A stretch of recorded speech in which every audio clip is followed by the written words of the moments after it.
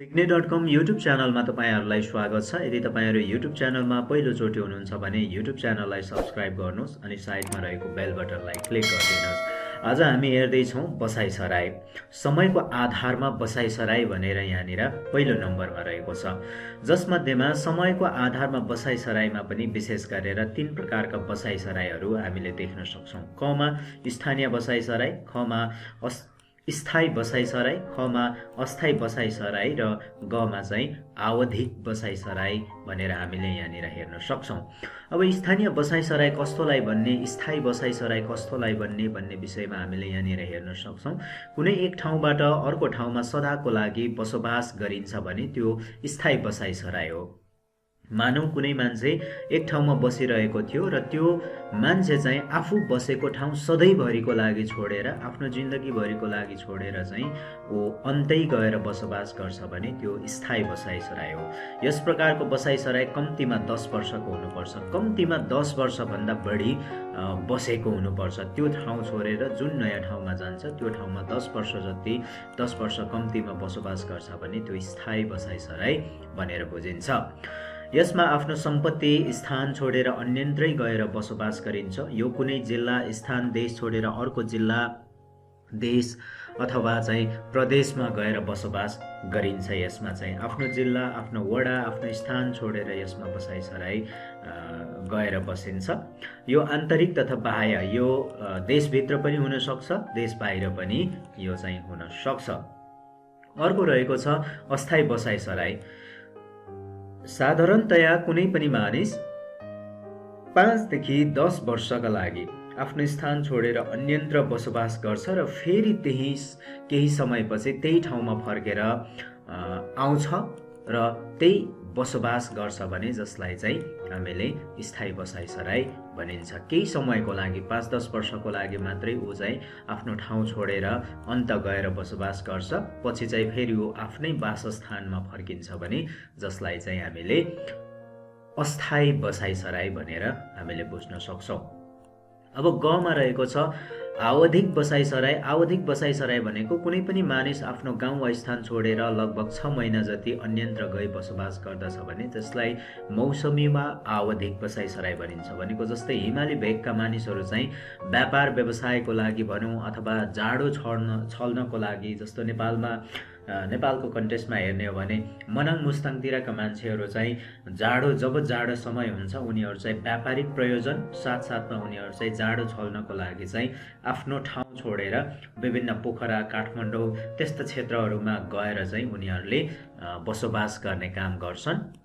त्यहाँका विद्यार्थीहरू पनि तल अलिकति चिसोलाई छोडेर अलिकति गर्मी ठाउँ अथवा कम जाडो कम चिसो भएको क्षेत्रतिर चाहिँ झर्ने गरिन्छ। यो खालको 2-4 महिनाको लागि 5-6 महिनाको लागि एक ठाउँबाट अर्को ठाउँमा बसोबास गर्नको लागि गरिने बसाइसराई भनेको चाहिँ आवधिक बसाइसराई हो। अब स्थानका आधारमा बसाइसराई। स्थानका आधारमा वर्गीकरण गरिएको बसाइसराईको प्रक्रियालाई पनि विभिन्न भागमा विभाजन गरिन्छ। स्थानका आधारमा बसाइसराई विभिन्न प्रकारले स्थानका आधारमा गरिएको बसाइसराईलाई पनि हामीले हेर्न सक्छौं। यहाँनिर पहिलो रहेको थियो समयको आधारमा बसाइसराई। पहिलो समयको आधारमा बसाइसराई अन्तर्गत 3 वटा बसाइसराईहरू पर्ने देखिन्छ र अर्को रहेको छ स्थानका आधारमा बसाइसराई। यसलाई पनि फरक तरिकाले हामीले हेर्न सक्छौं। अब स्थानका आधारमा बसाइसराई कस्तो खालको हुन्छ? गाउँबाट गाउँमै हुन सक्छ। एउटा गाउँको मानिस अर्को गाउँमा जान सक्छ, गाउँबाट शहरमा जान सक्छ, गाउँमा भएको मानिसहरू शहरमा सरेर जान सक्छन् अथवा विभिन्न अध्ययनको सिलसिला लगायत विभिन्न व्यापारिक प्रयोजनको लागि जान सक्छ। पहाडमा भएका मानिसहरू तराईमा जान सक्छन्। त्यस्तै गरेर सानो सहरबाट ठूलो सहरमा, सानो सहरमा बसिरहेका मानिसहरू ठूला सहरमा जान सक्छन्। सहरबाट गाउँमा पनि जान सक्छन्। विभिन्न प्रकारले चाहिँ यसरी बसाइसराई हुने गर्छ।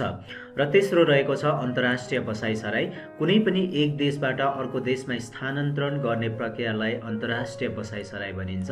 साधारणतया कामको खोजीमा कम विकसित मुलुक भएका मानिसहरू चाहिँ अर्को विकसित मुलुकमा विभिन्न व्यापारिक प्रयोजनको लागि, विभिन्न रोजगारीको लागि, विभिन्न कामको लागि, विभिन्न सेवा सुविधाको खोजीका लागि चाहिँ कम विकसित क्षेत्र अथवा कम विकसित देश भएका देशबाट चाहिँ बढी विकसित मुलुकहरूमा चाहिँ जाने गर्छन् र अथवा यो चाहिँ अब विकसित देशबाट कम विकसित देशमा पनि यो आउन सक्छ, त्यो चान्सेस चाहिँ यसमा पनि रहन्छ नै। अब अन्तर्राष्ट्रिय बसाइसराई विशेष दुई प्रकारको हुन्छ, प्रवासन र आप्रवासन गरेर दुई प्रकारका चाहिँ अन्तर्राष्ट्रिय बसाइसराई भन्छ। अब प्रवासन भनेको चाहिँ प्रवासन प्रक्रियामा कुनै पनि मानिस आफ्नो जन्म देश छोडेर अरू देशमा नै गएर बसोबास गरेको हुन्छ। जस्तो कि नेपालको मानिस अमेरिका गएर नेपालको नागरिकता पुरै त्यागेर गएर बसोबास गर्न सक्छ। आप्रवासन भनेको चाहिँ अन्य देशबाट अमेरिकामा भएका मानिसहरू नेपालमा आएर बसोबास गर्न पनि सक्छ। अब अर्को रहेको छ यहाँनिर बसाइसराईका कारक तत्त्वहरूलाई पनि हामीले हेर्न सक्छौँ। बसाइसराई किन गर्छन् त मानिसहरूले भन्ने विषयमा पनि हामीले यहाँनिर हेर्न सक्छौँ। बिना कारण मानिस बसाइसराई गर्दैनन्। कुनै पनि कारण बिना आफ्नो जन्मथलो आफ्नो ठाउँ छोडेर मानिसहरू एक ठाउँबाट अर्को ठाउँमा जाँदैन। समाजमा मानिसहरूको स्थानान्तरणको प्रक्रिया दुई किसिमबाट हुने गर्छ। एउटा अवस्था बसाइसराई मानिसको बाध्यता हो, जसमा रोजगारी, सुरक्षा हैन विभिन्न बाध्यता भएर पनि आफ्नो ठाउँहरू छोडेर अन्य ठाउँमा जाने गर्दछन् मानिसहरू। अर्को मानिसको चाहिँ सोख हो। कुनै मानिस चाहिँ आफ्नो एक ठाउँमा बसिरहेको आफ्नो क्षेत्रलाई छोडेर अन्यत्र नयाँ ठाउँमा गएर बसोबास गरौँ भन्ने पनि मानिसहरूको सोख हुन सक्छ, जसमा मानिसहरू अन्य ठाउँ घुम्ने, अध्ययन अनुसन्धान गर्ने, व्यापार गर्ने आदि कुराहरू गर्दछन्। अझै वर्तमान अवस्थामा मानिसहरूले विश्वभर नै अवसरहरू उपयोग गर्ने वातावरणहरू बनेको कारणले गर्दाखेरि पनि विश्वव्यापीकरणको प्रक्रियालाई टेवा दिएको छ। आज मानिसहरू आफ्नो देशबाट स्थानान्तरण भई अरूको देशमा जाने र अरूको देशका मानिसहरू पनि आफ्नो देशमा आउने गरेको पनि हामीले देख्न सक्छौँ। बसाइसराईका कारक तत्त्वहरू चाहिँ विशेष गरेर दुई प्रकारले हामीले हेर्न सक्छौँ। पहिलो रहेको छ आकर्षणका कारक तत्त्व हैन। अब आकर्षणका कारक तत्त्व भनेको चाहिँ के हुन्छ, कस्तो खालको कारक तत्त्व हो भन्दाखेरि जुन चिजले मानिसलाई लोभ्याउँछ हैन।